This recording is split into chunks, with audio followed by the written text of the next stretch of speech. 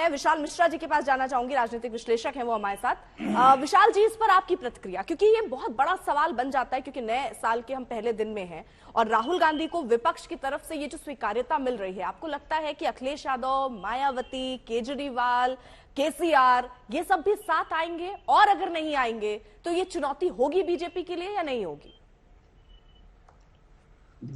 देखिए, सबसे पहला और जो मूलभूत प्रश्न है वो ये है कि उसका उत्तर आपके प्रश्न में ही छिपा हुआ है। वो ये है कि आपने जिन दलों को एक साथ आने की बात कही है, आपने देखा नहीं कि इसमें कहीं ना कहीं ये जो अभी एक साथ आने की बात की जा रही है, इसमें किस प्रकार से अवसरवादिता की होड़ लगी है।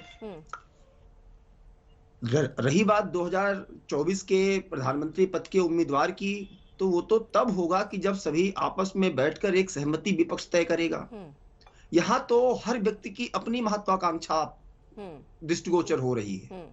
तो जब ऐसी स्थिति में अभी आपने देखा, अभी मैं देख रहा था कुछ देर पहले वो जो उत्तर प्रदेश में सपा को लेके जो स्टेटमेंट आया है, सपा ने जो जवाब दिया है कांग्रेस को, तो और अभी आपने बात किया कि जो है ये तमाम क्षेत्रीय पार्टियां जो आपस में मिलकर एक गठबंधन की बात कर रही हैं और एक कॉमन विपक्ष के नेता पर तैयार कर रही हैं। आपको याद होगा कि जब मिलने की बारी आई थी और जब ये जो है जनता दल यूनाइटेड का बीजेपी से गठबंधन टूटा था, तो जब दिल्ली आना हुआ था तो शायद एक साथ फिर मुलाकात नहीं हो पाई थी, जहां तक मुझे याद है।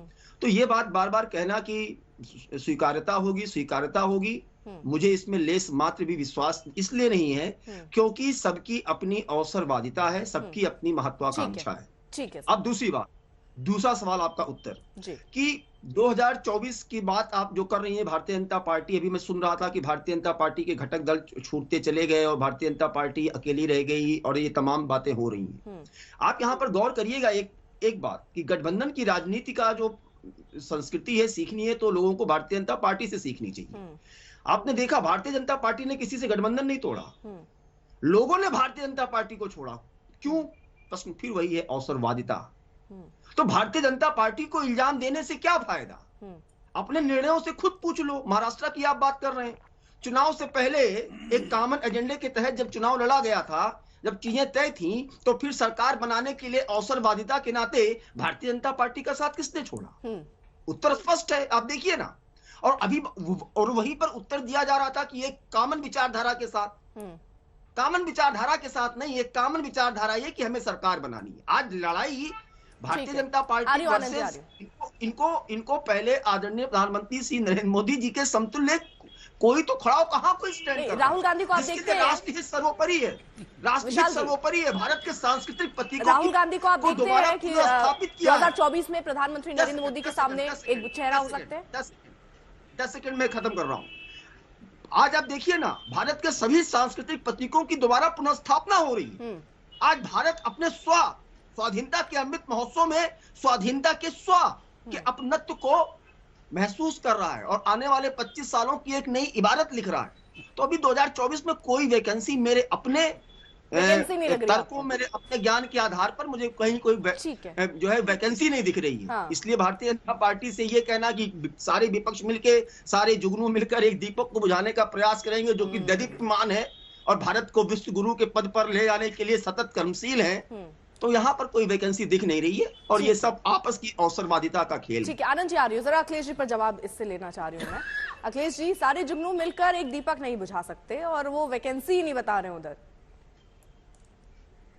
अगर दीपक होते मोदी जी तो आज लोग उनकी उपलब्धियों, कामों की चर्चा करते कि हमारे प्रधानमंत्री ने ये काम किए हैं इस देश में, महंगाई को रसातल में ला दिया है, 15 करोड़ नौकरियां दे दी है, $2 को जमीन पर ला दिया, पेट्रोल का दाम ऐसे कर दिया है। बीच में नहीं, प्लीज बीच में नहीं, अभी आपकी तकलीफ बढ़ेगी, रुक जाइए प्लीज, अभी आपकी तकलीफ बढ़ेगी। अरे भाई अर्पिता जी, थोड़ा सा हस्तक्षेप करिए, हस्तक्षेप करिए, पीड़ित इनकी पीड़ा बढ़ेगी। अब अर्पिता जी आप खामोश बैठेंगे तो कैसे काम चलेगा? प्लीज अर्पिता जी, एक करके राजीव जी, आपके अगर कोई सवाल है वो अभी आपकी पीड़ा बढ़ेगी। 2014 से पहले क्या स्थिति? अरे आपकी पीड़ा बढ़ेगी, हम समझ रहे हैं मेरे भाजपाई मित्र, आप सुनिए तो, सुन लीजिए।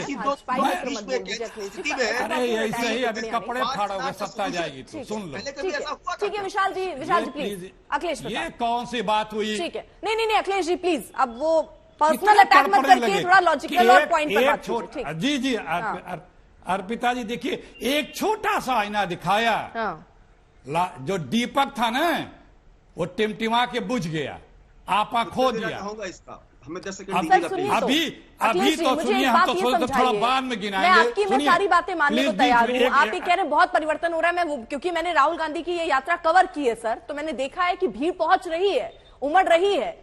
अब इसके बाद 2024 में क्या होता है वो देखना होगा, लेकिन मुझे ये समझा दीजिए अभी के जो परिणाम आए हैं, गुजरात का जो आप एग्जाम्पल दे देते हैं, वहां तो सर अगर ऐसा होता है तो सत्ता जानी चाहिए, बीजेपी धीरे धीरे तो समटनी चाहिए। रिकॉर्ड तोड़ अगर जीत के साथ आगे बीजेपी बढ़ रही, तो आप कैसे कह रहे हैं कि वो दीपक बुझ रहा है? अब सुनिए, वही तो मैंने कहा कि मोदी जी का ऑरा सिर्फ गुजरात तक रह गया है। अच्छा, गुजरात के बाद 0 सन्नाटा है। अब देखिए बड़ा आदमी कौन होता है? हाँ। जिसकी जुबान की कीमत हो। प्रधानमंत्री वो स्टेट्समैन प्रधानमंत्री वो होता है कि जो कहे और करके दिखाया हो।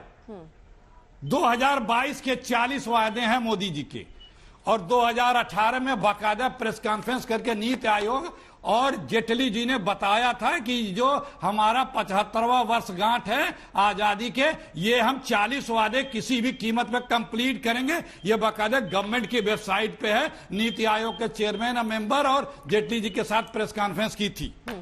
वादा नंबर 1, 20 वीडियो होंगे आपके पास। हर घर को पक्का घर, हर परिवार को पक्का घर होगा, उसमें नल होगा, उस नल में जल होगा, और उसमें एलईडी लाइट होगी, और शौचालय होगा। 22 तक बुलेट ट्रेन आएगी। सर इससे मुझे याद आ जाता है कांग्रेस पार्टी का वो नारा। अरे मुझे सुनाने दीजिए सर, मैं सुनने को तैयार हूँ, लेकिन मेरा सवाल उस हर राजनीतिक दल से हो जाता है जो सीना ठोक के ये कहता है कि हमने देश की तस्वीर बदली है। सर एक सेकेंड अखिलेश जी, मुझे वो नारा याद आ जाता है, किसका नारा था? गरीबी हटाओ। किसका नारा था सर? देश में अब गरीब है नहीं, एक भी शख्स गरीब नहीं है ना सर। अब देखिए, हम एक क्रेडिबिलिटी की बात कर रहे हैं। हम देश के प्रधानमंत्री की क्रेडिबिलिटी कैसे नापी जाएगी?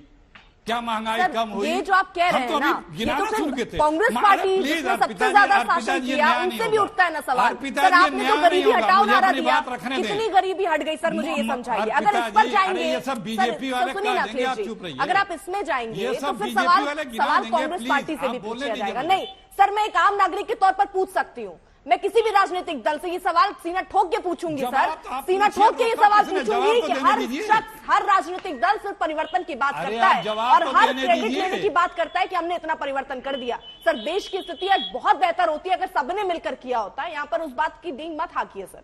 जी।